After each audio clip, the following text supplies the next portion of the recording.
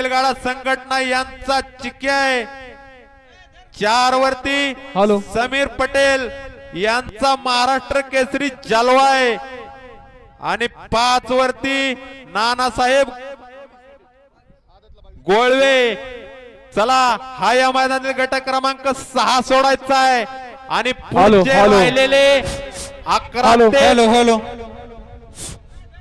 राहिलेले 11 ते 22 वाले आपण गाड्या जपायचा मार्ग धरा। पुढचे शेवटचा 22 11 ते 22 आपण गाड्या जपायचा मार्ग धरा। आपल्याला फक्त 10 मिनिटाचा अवधी दिला जातो, त्यामुळे आपण आपला ड्रायव्हर आपला छकडी आत्ताच पहिरेकरी बघून ठेवा। पुढचा 11 ते 22 आपण गाड्या जपायचा मार्ग धरा। सगळे गट संगती खाली जातील। सोडा गट क्रमांक 6 सोडा। खाली सुट्टी मेकरचा मोबाईल हरवलेला आहे, तर कुणाला सापडला तर तो आणून योग्य ते जाईल आणि पंच आपण नुसता हसूड खांद्यावर ठेवायचा नाही।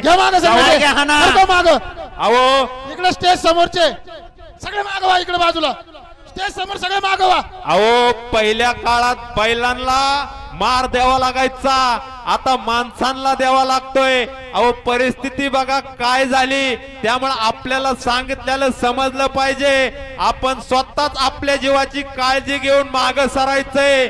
सोडा गट क्रमांक 6 सोडा। 6 मध्ये 5 गाड्या आणि 5 गाड्यांमध्ये लढत पाहायला मिळणार आहे। कोण होणार 5 सेमीसाठी पात्र? मोबाईल हरवलेला आहे, जर कोणाला सापडला तर आणून द्या। सुटला टिकत नाही, हरामचं काय टिकणार आहे? सुटला या मैदानातील गट क्रमांक 6 सुटला। 6 मध्ये 3 गाड्या आणि 3 गाड्यांमध्ये लढत पाहायला मिळते।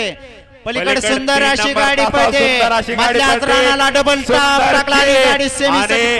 सुंदरचं निर्वाद वर्चस्व येऊन द्या, निकाली पंच निकाल येऊन द्या, योग्य तो निकाल बघा आणि निकाल द्या। 2 वरच का गट क्रमांक 6चा निकाल मधून कोणी यायचं नाहीये। हो 1 मिनिट निकाल पकडा। गट क्रमांक 6चा निकाल आहे, तास क्रमांक 2 वरून धावलेली गाडी ओम नमो आदेश सर्जा ग्रुप सोनई यांचा पब्लिकचं भेताड पोपट्या आणि संकेत भाऊ भवळ यांचा राजा। विजेत्या बैलगाडी मालकाचे चालकाचे हार्दिक हार्दिक असे अभिनंदन।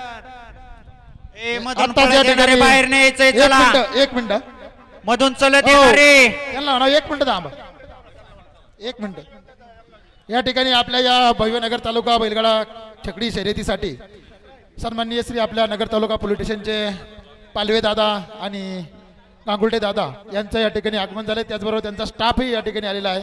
त्या सर्वांचं या ठिकाणी आपल्या राहुल दादा युवा मंच आणि भव्यनगर तालुका बैलगाडा शर्यत यांच्यातर्फे सहर्ष स्वागत करतो। आपण या वेळात वेळ काढून या ठिकाणी आलात आणि आम्हाला वेळ दिला त्याबद्दल तुमचं खूप खूप आभार आणि धन्यवाद। आपण थोडस काही गटांना स्क्रीनचा आधार घेऊन निकाल द्यायचा आहे, फक्त कोणावर अन्याय नाही झाला पाहिजे।